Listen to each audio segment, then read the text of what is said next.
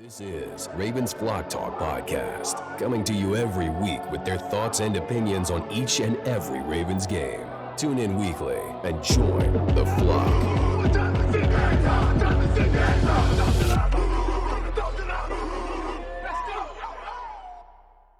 You are now tuning in to Ravens Flock Talk. I am your host, Brandon, with my co-host, my dad.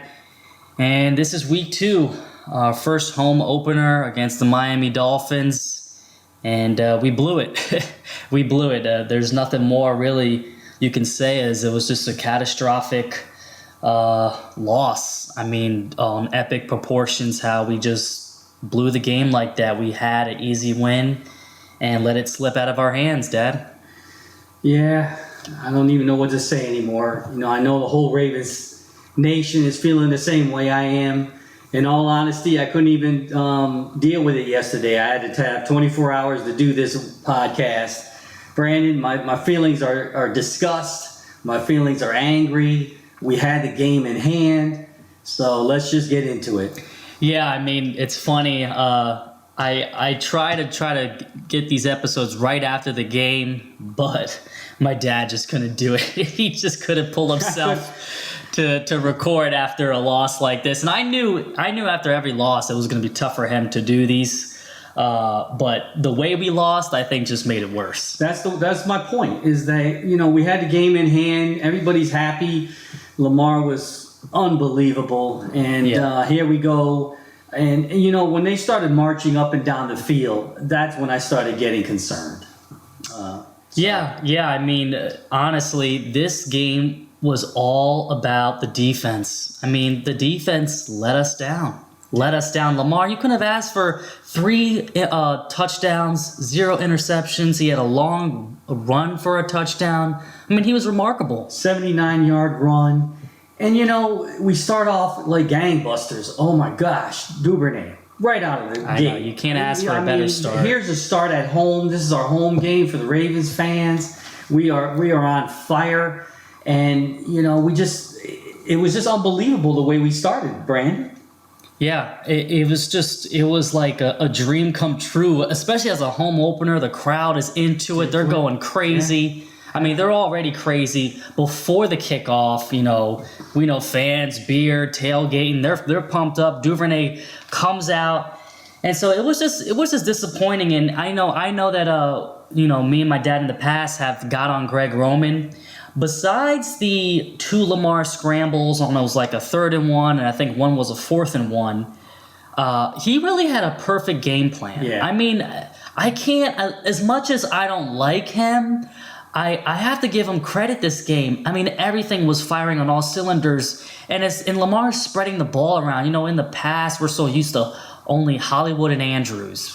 And now he's spreading the ball around. Robinson, he only had 1 catch, but he had a touchdown. Andrews, Bateman, Duvernay, and even Likely had a couple good catches too. He had a crucial drop on a 3rd down. Right. But other than that, I mean, we got so much weapons around Lamar, and I think that's why he's really, you know, playing his best football as of yet. There's no more person more critical than Greg Roman than me, especially last year with his play calling. So I liked it.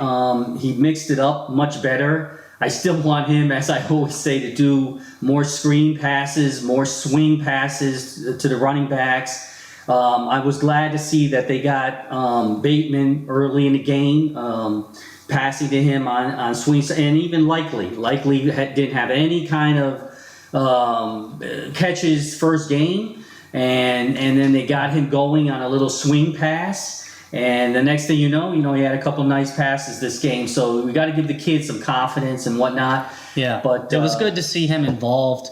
I will say, though, you know, before the season or leading into the season, I was telling Dan, I'm like, listen, I think our corners are going to be the biggest strong suit of this defense, because they were saying Ravens have a top 5 corners, our defensive backs, Kyle Hamilton drafted, Marcus Williams. just think about it. If we had not gotten him in free agency, who's going to get the interceptions? Yeah, I mean, who? I was just thinking of him right now. I mean, Without him, who? In the first quarter, they're driving down. Miami's driving down, and he gets a critical interception to stop that drive. Yeah. And then later in the game, that toe tap on the sideline, he gets another interception in a critical situation. I feel like if he got that third that fell into his hands, it would have been over. Because right after that, Tyreek got his first bomb. Yeah. And it was just soul crushing. Wasn't it funny? I told Brandon, I said he went into the locker room with, I guess, cramps, and when he came back out in the fourth quarter, I said, "Oh Lord, they're not looking to his way." Waddle was killing us on every drive. So I said, don't forget about him. Don't forget about Tyreek Hill. Yeah, and he comes out and he torches us. They were using him as a decoy. Yep. They were using him as a decoy. And Tyreek has killed us numerous times with Kansas City. I'll never forget the first time Mahomes is rolling out to the right. And this is when we had Terrell Suggs in Kansas City. Just throws up a prayer in the middle of the field. We had him stuffed near the sideline, and Tyreek Hill comes out of nowhere and catches it. So he's used to just dismantling us, and he's done it yet again. And, what kills me, too, is that we do it to a guy like Tua. Like, I was thinking, would I be more upset if we gave up a huge lead to, like, Tom Brady, who's known for comebacks? Or Patrick Mahomes. You could expect that. But with a guy like Tua. And now all these analysts are saying, well, is Miami for real? Is Tua for real? And you look at all the passes that he had, and they're just wide open. I mean, blown coverage. Any quarterback should be able to make that throw. Yeah. So let's not act like he was just all pro Joe Montana. But that's on us. That's on the defensive backs. I mean, we had some good positives going on. I'll say that.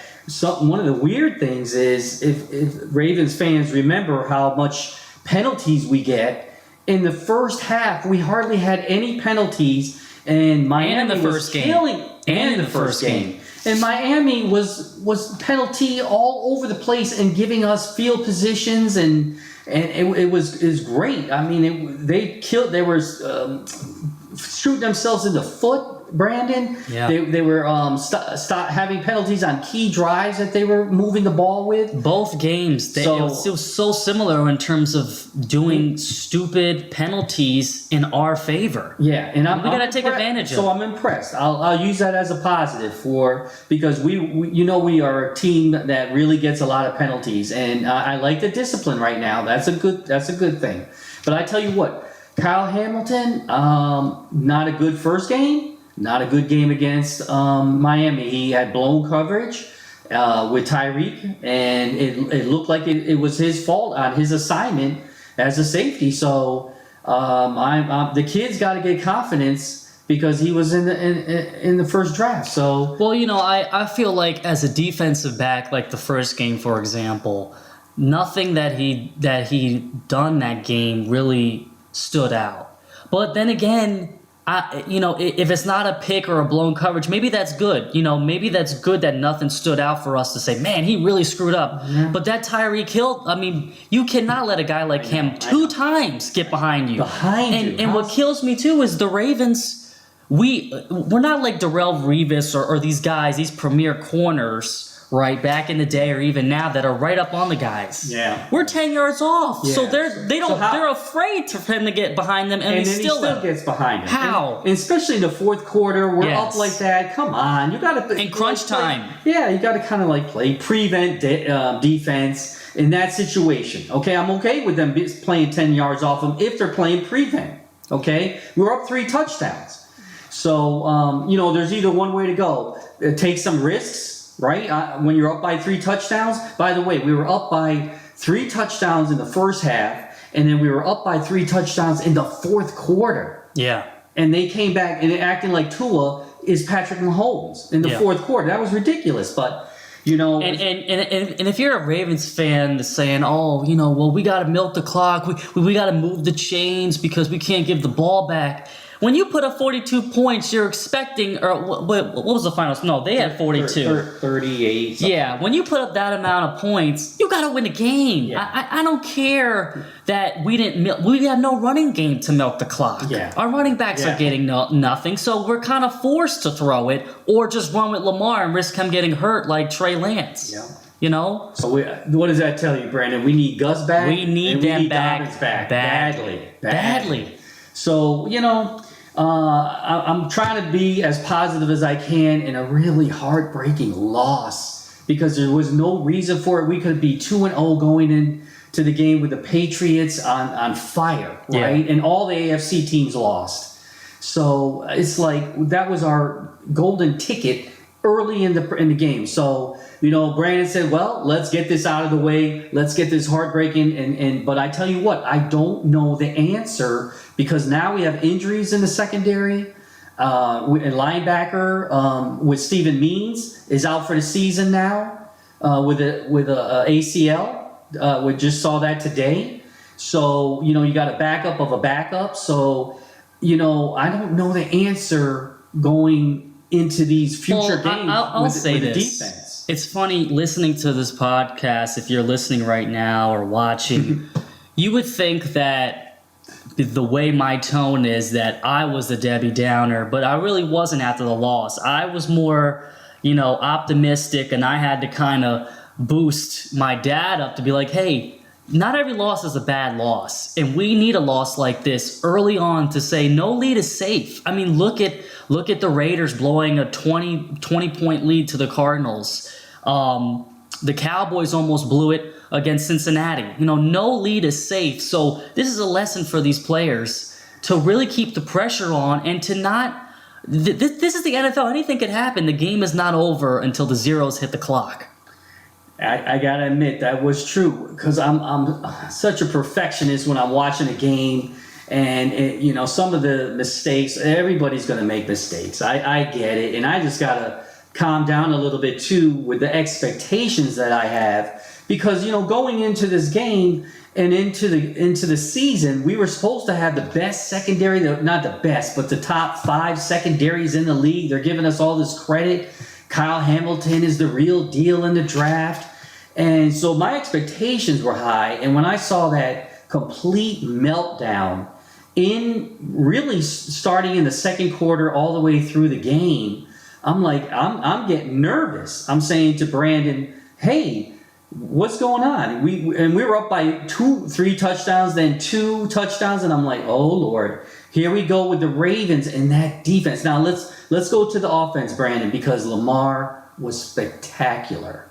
And I know he had a fumble in the first quarter on the half-yard line, which really killed it. It didn't shoot us in the foot because at halftime we had 28. Exactly. So I was just going to say that. And here's where I'm saying that, I know mistakes happen. You don't want it on the half-yard line, but it happened. And you're saying, oh, my gosh. But then we went up another 2 touchdowns by halftime. Yeah, I mean, really the biggest question mark with this team is the defense. In the 2 games that I've seen, not necessarily the Jets, but to blow a lead like this, to let that amount of points in 1 quarter, it's no question the defense is a huge question mark.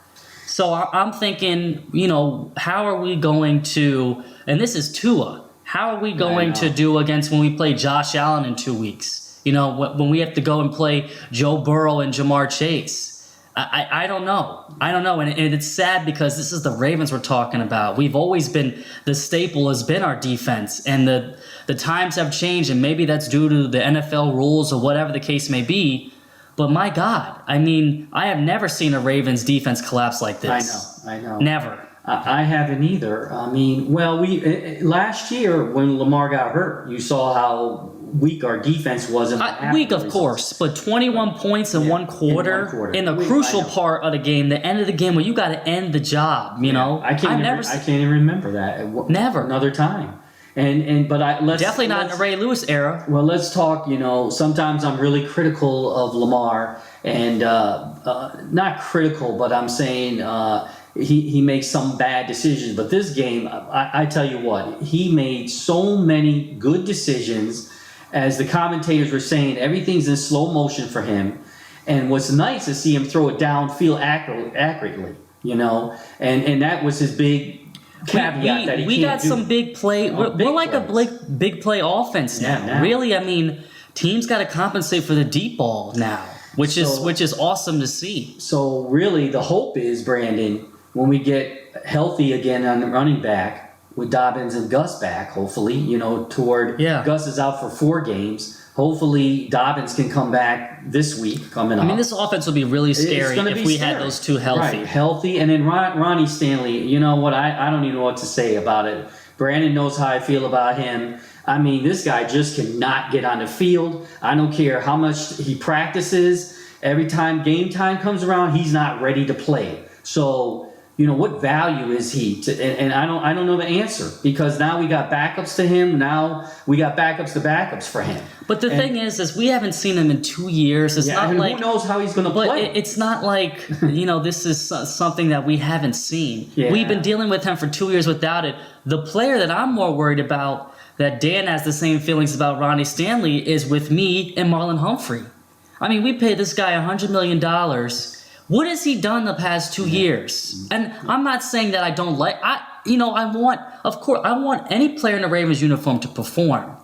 But is Marlon a shutdown corner? Can you say he's a shutdown corner? Is he an interception guy? No. So what value is he doing if we're getting thrown left and right his with claim to everybody? fame was his physicality and punching the ball out after tackles. And we haven't seen that in years. We haven't seen it in 2 years now. So what is he doing out there? Hey, that's my question. There's a new kid that I want to talk about on defense. Man, what a hard hitter he is. Davis, number 5, he's a corner. Man, was he coming up hitting. And that's Ravens football. That's Ravens corners that we're used to seeing, right? Coming back playing physical. That's why I like Tony Jefferson. Yeah, Tony was good at that too. So that was just refreshing.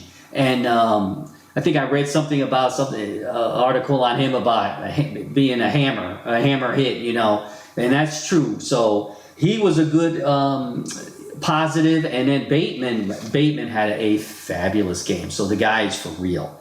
I mean, he had so many catches in so many critical situations. He's not a big guy, but he was physical after the catch, going for extra yardage, which I really love. Oh, and Andrews. He's his typical Andrews is going to be Andrews. I know, but on 3rd downs and some of the catches he made on the side, that one sideline to keep the drive going was so critical. So I'm actually surprised too, is Justin Houston getting the sacks that he's getting at his age. Yeah.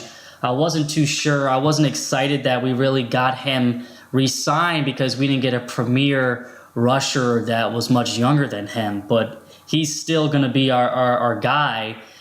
But as I've said last year too, away, where is he? I mean, Ravens fans are so high on him, but it is not consistent enough for me. It really isn't. Where was he yesterday? I mean, this game, you want to hear those guys' names called, every 5th play, every other possession. But, you don't hear it now. And I will say this, that I was disappointed with Patrick Queen again. He's back to his old ways last year when he was out of position in the middle. So there are a couple long plays they got on running plays, Miami. He was out of position again. Especially and they ran right by him and went into the secondary. Especially the one towards the end where they had him lined up on the outside. This defensive coordinator... This game really made him look bad, and I hope we pick it up with New England, because Mac Jones is not good. They have no weapons. I repeat, they have no weapons. I can't name you one premier guy to be scared of on this New England offense. And they have a guy in Patricia who's not an offensive coordinator calling the plays. So we have got to blow this team out. This is not the New England of Tom Brady. That is long gone. Yeah. They have they don't have a Tyreek or a Waddle. They don't have anybody on the outside to threaten us. We should come in here and defensively shut them out. Yeah. And after a performance like this, that's the mindset you have to have going in. Chuck Clark last year was saying, watch out, we're going to be hungry, all this stuff in the offseason. Well, you just got embarrassed.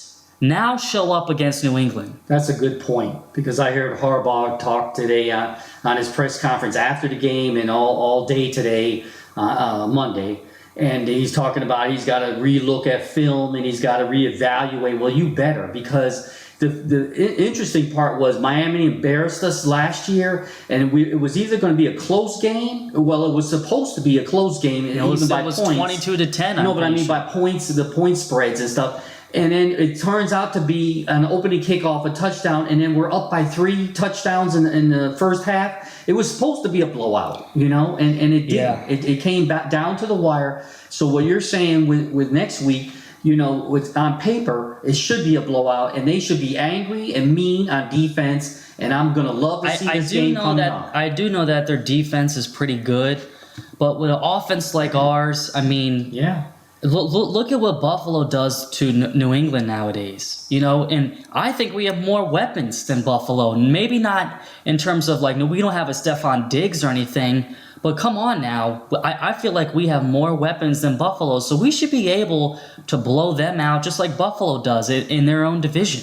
So that's what I'm hoping for. I'm expecting big things next week. I'm expecting them to be pissed off and embarrassed that this happened. Because Ravens... Well, if you're a Ravens fan, you know that they're going to put you through a heart attack. Look at all the games last year. Look at the Lions game. So we're used to this, but I'm not used to letting up 3 touchdowns to lose the game in the fourth quarter. I mean, we're not the New York Jets. This is Baltimore. We have a certain standard here. So we're angry, but we also know that this team is talented too.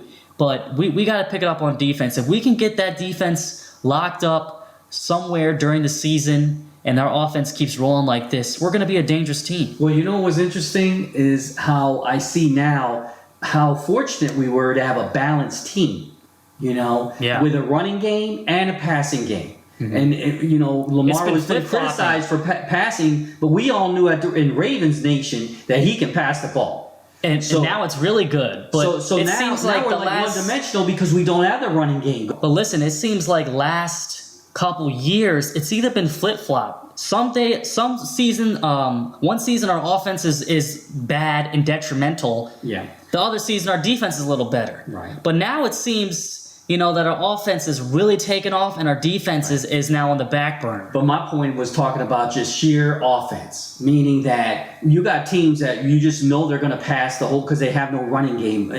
Kansas City, for instance, right? Patrick Mahomes. Even Tom Brady, whether it's the Patriots or Tampa, it's more the Patriots era. Yeah. They have a running game because of Fournette in Tampa Bay, but I'm saying this Patriots era was all pass. Yeah, I mean, so you look at the quarterbacks and the teams that are one-dimensional, and they're going to pass. Green Bay is another one that usually passes. Now they have a more running game now this year, but because the receivers, they don't have that great receivers, but. Ravens were always balanced, Brandon. They were always, had a running game, and we knew we had a passing. The receivers weren't premier, but we had a passing game. Now it just seems like starting out of the gate this year, it's all passing. Okay, so now we get a running game, hopefully in the near future. Hopefully when they come back. Yeah, then you got something dynamic. That's the hope. But we got to fix the defense. We have to fix the defense, and I don't know how it's going to be done because we're getting injured. And we don't have big. Dad, we don't have big injuries though. Like premier player, like T.J. Watt could be out for the year for Pittsburgh. Their defense is nothing without him. We don't have a premier guy hurt yet. That's true. All right. It's been a bunch of role players, but you look at some of these teams. They got some big names going down, and fortunately, we don't have that yet. Yeah. Cross our fingers and knock on wood. But the only good thing this week, I would say, is that every team in our division lost. Yeah. That's why this win, we should have won and would have been even better. Yeah. But it's a long season. It's early. It's a long season, but I am happy to see that Cincinnati is, as of now, in the basement at 0-2. Hey, Ravens fan, that's good to see, isn't it? So, because I'm not afraid of Cleveland. I'm not afraid of Pittsburgh. I'm not afraid of any team. Yeah. But I just know weapons-wise, Cincinnati is dangerous and more dangerous than than Cincinnati. Than Cleveland and Pittsburgh. So that's the only good thing that came out of this week. Well, you know what, Brandon? We got punched in the mouth, and I hope that hurts. Yeah. I hope they feel it, and I hope they get angry and pissed off and play Ravens ball like we know them to be. Okay? Yes, I hope they respond. If you're listening and you have questions that we want or you want us to answer, you can hit us up at ravensflocktalk@gmail.com. The video will be posted. We will stay consistent, and hopefully we can get a win against New England. We've always had a long history with them, but this is a different team and a worse team. So it should be a win, but you never know with this Ravens team. So we'll see how it goes, and we will tune into you next week.